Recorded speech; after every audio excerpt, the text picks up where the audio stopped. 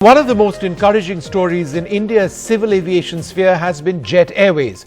Coming out of bankruptcy, there's been intense hope that one of India's finest airlines will fly again. They've got the clearance to actually operate, at least they did some time back. But the airline is still not flying at the moment. And as delays continue, there is a great deal of uncertainty on whether they will be able to be one of the great airlines in this country, a full-service carrier. Well, just a few days back, one of the key executives leading the process of reviving Jet, Sanjiv Kapoor, in fact, the CEO-designate, quit the airline, raising a lot of questions. So what then is the future of Jet? Joining us now, Sanjiv Kapoor, in his first interview to television. Thanks very much for being with us. I must ask you, is this the end of the road for Jet? Thanks for having me, Vishnu. Absolutely not, Vishnu. The new promoters are very committed. A lot of blood, sweat and tears has gone into the revival process in the last couple of years. A lot of good effort has gone into it, and the new promoters are confident that the ownership transfer, which has been delayed, will happen soon. So absolutely, I don't think anyone should consider this to be the end of the road for Jet. But what about your departing from Jet? Is that not a setback to the dreams of so many to get this airline functioning, operational? Well, my departure is due to various, reasons which are personal to me, but in no way should it reflect upon the prospects for Jet. There are many professionals out there who are still putting in a lot of effort, and there are many who will still be willing to come forward and try to make this happen. We were trying to create history, and I think, I may not be with Jet any longer, but I'm going to be rooting for them to succeed. Why is it important to revive Jet? Because, there are passengers or people watching this would say, look, there are so many airlines already. Why do we need Jet to be revived? Well, one very fundamental reason is that India is a huge aviation market already, the third largest in the world, and is going to grow and become the second largest in a few years' time. In a market as large as India, and with a segment of population which is very affluent, you need a choice of full-service airlines. It would not be good for Indian consumers, corporates, etc., to have just one full-service airline, on offer. If you look at fares today for, say, Delhi, Bombay, Delhi, Bangalore in business class, which is one of the offerings of full-service airlines, it's often 40 or 50,000 rupees. And that can only get worse if there's no competition. So I think it's good for the market. It's good for the bankruptcy process to show that, the IBC process can work and airline can be revived in India. And finally, it's a brand that was so loved, the people wanting it to come back. So I think it'll just be a feel-good story all around, good for the market, good for the IBC process, and what people want. Sanjiv, the promoters are still very keen, or they sincerely believe that it's just a matter of time, right? I know it's been delayed, but is there still a sense that you can overcome some of the legal and other challenges? Again, the legal issues were being handled by the promoters with the monitoring committee, with the creditors committee, management team, such as myself. We were not a part of that. But I do know that despite the delays that have happened due to some unexpected additions to liabilities payable, which happened in October last year, despite those delays, the promoters are confident that ownership transfer will happen soon, and they are plowing ahead. I mean, they've committed a lot, they've spent a lot of money already, and they want to see this through. And, what is the time period within which you believe that this might be successfully resolved? I've stopped, giving estimates of time period, specifically because we were very confident that we would get the airline flying by October or November of last year. And we were very close to that. I mean, we had everything set up. We had aircraft lined up. We had crew. We had IT systems, website, app, catering contract, ground services, customers, you name it. Everything was set up. We were ready to start flying in by late October or early November, until that unfortunate ruling, occurred, which delayed the transfer of ownership. So having gone through that once, I don't want to be in the business of predicting or giving a date, but I do know that in the last few months, since that delay occurred, there's been a lot of progress. And again, the promoters are very committed to see this through. How was Jet expecting to succeed in the first place in such a crowded market space?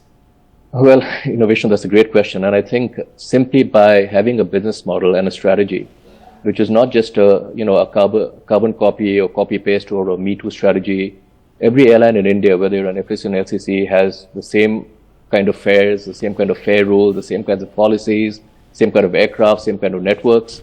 What we were planning in Jet and what the promoters are still planning for Jet was something very different, breaking the mold, completely reinventing how one looks at this business, how one looks at customers, how one looks at network fleet, customer value proposition, pricing, revenue management. Every aspect was looked at fresh. And what we had planned was really, I'm hoping it takes off. Personally, even though I may not be involved any longer, because it really was going to be a game changer. And October 2022, when you say that you were very close to launching, in simple terms, how close? Was it a matter of days or weeks before you actually said we're all done?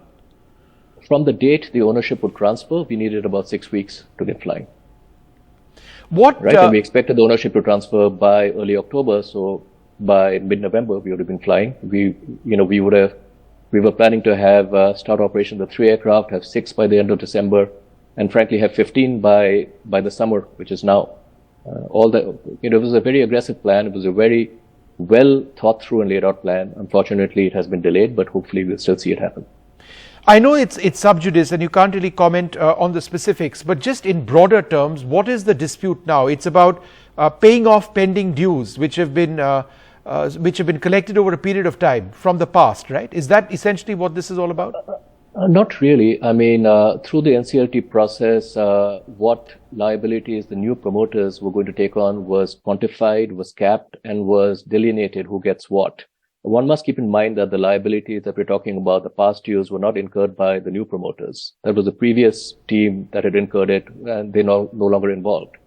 But as in any bankruptcy process, the new promoters, they were winning bidders. They agreed to take on a certain quantum of the past liabilities. And all was proceeding as per plan. But in October of last year, the NCLAT allowed an additional claim. And that kind of started,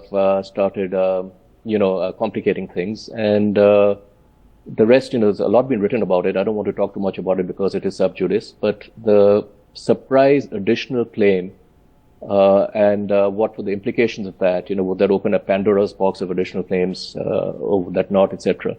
What would the banks or the lenders get if the additional claim was paid to the employees, which, as directed by the NCLAT, given that the liabilities were capped that the new promoters were taking on? What would the banks eventually get? Would that make sense for them? So I think a lot of people had a lot of questions, and it just slowed down the entire process. But the intent and the commitment of the team, both the promoter team and the management team, to get Jet going had never wavered. Sanjiv, it would be more difficult now, perhaps because of what we've seen with Air India and its plans. A 700, 800 aircraft order, the largest in aviation history, the deep pockets of the Tatas, and a very large airline already on the ground. For Jet to resume services as a full service carrier, not just domestically but also internationally, which is what the ultimate goal would certainly have been, it would have meant a David versus Goliath sort of situation, considering what the Tatas have pumped into Air India. Yes and no, because India's potential is huge. India today has 700 aircraft, commercial aircraft. Each of the 3 big airlines in China has around 700. I see. The 3 biggest airlines in the US have 1,000 each. So if India keeps growing at the rate it's been growing, even the 700 that Air India has ordered, or the 500, whatever the number is, which is, I think, over the next 20 years, will be far from sufficient. There is space, certainly, for additional well-run airlines. And airlines, a new entrant or a revived airline like Jet Airways, again, we weren't expecting to just be copy-paste airline and expect people to choose us. We had something completely different. So the differentiation, along with the market potential and the long-term potential, is what I think keeps people interested in the sector in India. Sanjiv, now you've had a huge career in aviation. You were in charge of defining what Vistara would be all about. Then, of course, Jet Airways, and what you hoped it would become. So what's next for you? I will be sharing my next move in the coming days. You can share it now. There's absolutely no restriction on that. I know.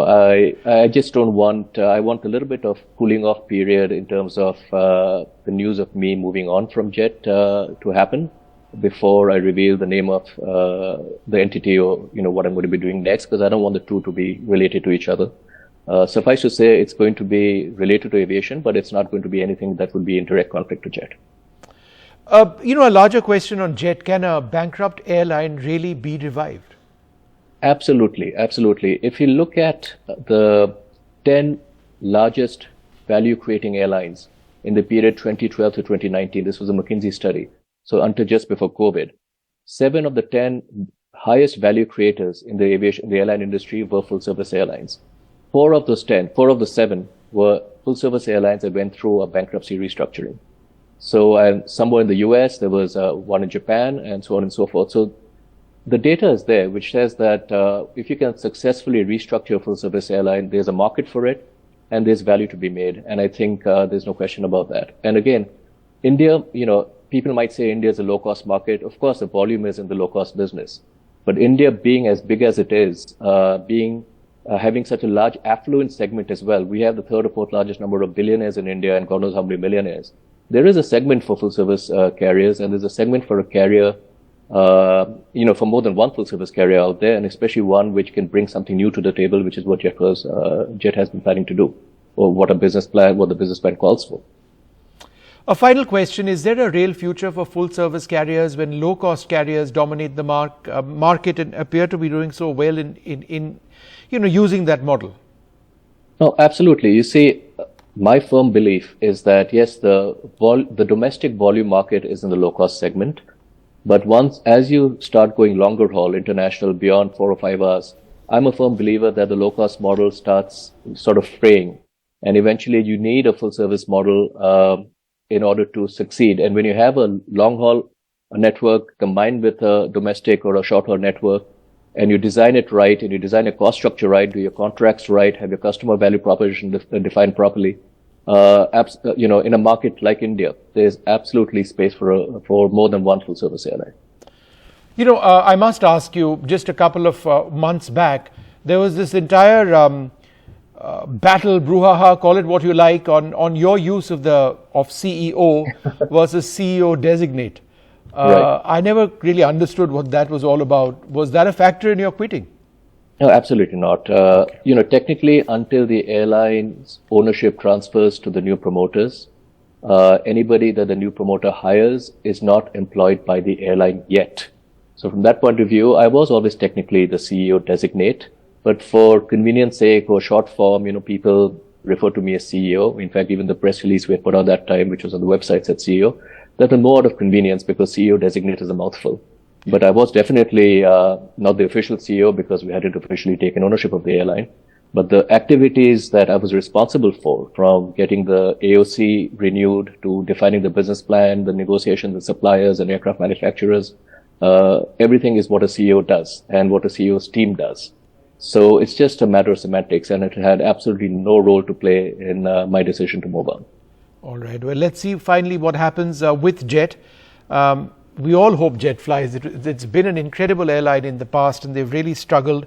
And let's hope that dream is still there somewhere. Thanks very much, Sanjiv, for being with us. Thank you. Thank you, Vishnu, for having me. Bye-bye.